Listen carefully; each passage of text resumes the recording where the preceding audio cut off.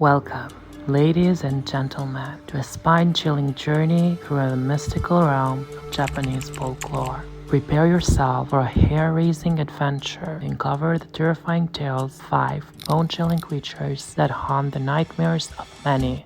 At number 5 comes Kuchisake Ona, or the split-mouthed woman. Described as a malicious spirit who partly covers her face with a mask or other item and carries a pair of scissors, a knife, or some other sharp objects. She is most often described as having long, straight black hair, pale skin, and otherwise being considered beautiful except for her scar. She has been described as a contemporary yokai. According to popular legend, she has potential victims if they think she is beautiful. If they respond with no, she will either kill them with her long medical scissors on the spot or wait until nightfall and murder them in their sleep. If they say yes, she will reveal that the corners of her mouth are slit from ear to ear, and she will then repeat her question. If the individual responds with no, she will kill them with her weapon, and if they say yes, hesitantly, she will cut the corners of their mouth in such a way that resembles her own disfigurement. Methods that can be used to survive an encounter with Kuchisake Ona include answering her question by describing her appearance as average, or by distracting her with money or hard candies. The Kuchisake Ona legend has been described as dating back to the 17th to the 19th centuries during the Japan's Edo period. At number 4, we have Rokuokupi. This again is a type of Japanese yokai. They look almost completely like humans with some differences. There is a type whose neck stretches and another whose head detaches and flies around freely. Rokuokupi appears in classical Kichian spirit tales and in yokai works.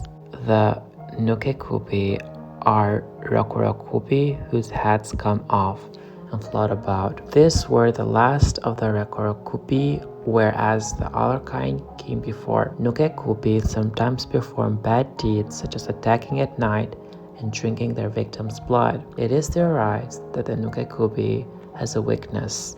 When it is sleeping and the head is floating around, the body moves, then the head cannot be reunited to the body. Sometimes the action of the head separated from the body is seen as the soul wandering away from the body. The type of Rokuokupi whose neck separates from the rest of the body is said to have a derived form stories of the Chinese yokai. Although Rokuokupi and Nukekupi are usually female, in Shosai Hiki, an Edo period tale, there is a Nikakupi that is male. A priest is sleeping in his temple when a head appeared and approached his chest. He grabs it and throws it away, and it left. In the morning, the man's servant asked to take leave, and when asked why, the man's servant asked, "Did a head come visit last night?" The priest answered yes. The man's servant then explained that I have the Nukekupi illness and I fear it will interfere with my work too much from now on. The man's servant went away to his home in Shimosa province, where this illness was thought to be common. In the Edo period encyclopedia Wakan Sanseisu, Rokuokupi-like creatures from Chinese lore are described. They are written as a meaning flying head barbarians. They use their ears like wings, and they eat insects.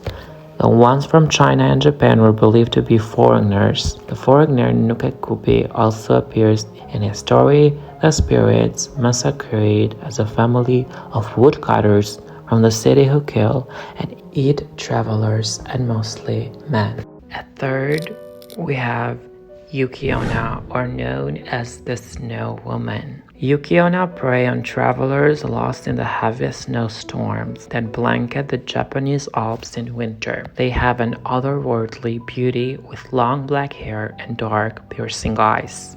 Their skin is ageless and as white as the snow, but their bodies are as cold as ice. A mere touch is enough to give a human a deep, unshakable chill.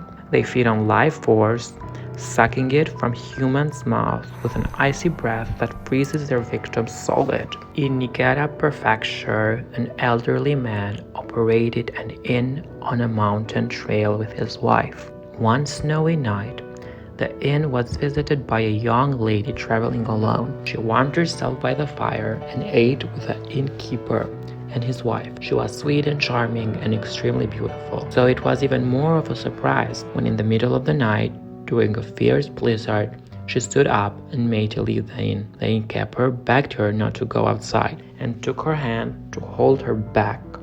It was as cold as ice. Merely touching it sucked all the warmth from the innkeeper's body. As he tried to keep the girl in the house, her entire body turned into a fine icy mist and shot up the chimney and out into the night. A man from Yamagata Prefecture claimed that he had been married to a yokai Ona. His wife was beautiful with piercing eyes and skin as white as a marble statue. While he loved to take long, hot baths every night, his wife always refused to bathe. This puzzled him greatly. One particularly cold and snowy night, he insisted that his wife take a bath. Otherwise, she would freeze to death in the cold, he said. She protested, but there was no reasoning with the man. Finally, she had to do it. When he went in to check on her a few minutes later, all he found in the tub were half-melted icicles. At number 2, we have Atsushigimo, or also known as ground spider. Atsushigimo, known as the purse-web spider in English, are found all over the Japanese islands and throughout much of the world. Long-lived Atsushigimo can transform into yokai. They grow to a monstrous size, able to catch much larger prey, particularly humans. Atsushigimo live in the forests and mountains, making their homes in silk tubes from which they ambush passing prey. Like other spiders, yokai may rely on illusion and trickery to deceive people. While the Jiragumo use their sexuality to seduce young men, the Atsushigimo have a wider selection of deceptions and often bigger ambitions. The accounts of the legendary warrior Minamoto no Yoromitsu contain numerous encounters with Atsushigimo. In one, Atsushigimo changed itself into a servant boy to administer venom in the form of medicine to the famed warrior. When his wounds were not healing and the medicine didn't seem to be working, Yorimitsu suspected foul play. He slashed his sword at the boy, who then fled into the forest. The attack broke the powerful illusion which the spider had laid on Yorimitsu, and he found that he was covered in spider webs. Yorimitsu and his retainers followed the trail of spider's blood into the mountains, where they discovered a gigantic, monstrous arachnid, dead from the wound Yorimitsu had inflicted. In another legend, Atsushigimo took the form of a beautiful warrior woman and led an army of yokai against Japan. Yorimitsu and his men met the yokai army on the battlefield. With his experience in such matters, Yorimitsu attacked the woman general first. The blow struck, her army vanished. It was nearly an illusion. The warriors followed the woman to a cave in the mountain, where she morphed into a gigantic spider. With one swing of his sword, Yorimitsu sliced her abdomen open. Thousands of baby spiders the size of human infants swarmed out from her belly. Yorimitsu and his retainers slew every one of the spider and returned home victorious. At number 1, we have Kappa, known also as River Child. Kappa are aquatic reptilian humanoids who inhabit the rivers and streams flowing over Japan. Clumsy on land, they are at home in the water. Kappa are generally the size and shape of a human child, yet despite their small stature, they are physically stronger than a grown man. Their scaly skin ranges from a deep earthy green to bright reds and even blue. Kappa bodies are built for swimming. They have webbed, thumbless hands and feet, a turtle-like beak and shell, an elastic waterproof skin that reeks of fish and is said to be removable. Other inhuman traits include 3 anuses that allow them to pass 3 times as much gas as humans, and 4 arms attached to one another inside of their shell. But their most distinguishing characteristic is a dish-like depression that lies on top of their skull. This dish is source of Kappa's power and must be kept filled with water at all times. Should the water be spilled and the dish dry up, the kappa will be unable to move.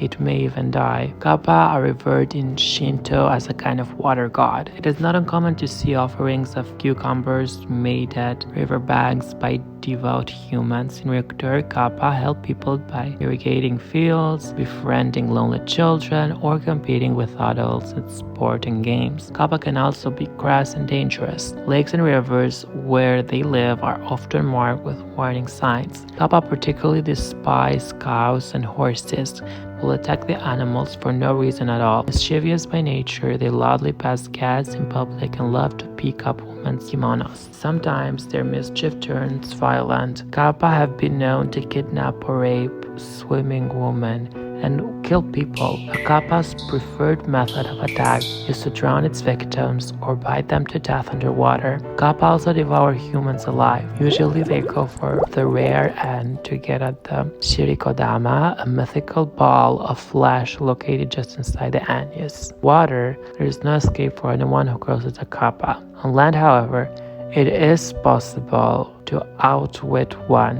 The honorable kappa will feel obliged to return a bow if it can be tricked into bowing so low that the water and its dish spills out. It can be overcome. Once bested, kappa have been made to swear loyalty and friendship to their victor for the rest of their lives. These 5 additional bone-chilling creatures from Japanese folklore serve as a chilling reminder of the vast and varied yokai that populate this ancient land. Join us in our next episode as we unravel more tales of terror and plunge deeper into the mysterious and haunting world of the Dark Chronicles of Japan. Remember, in the shadows, true nightmares awaken.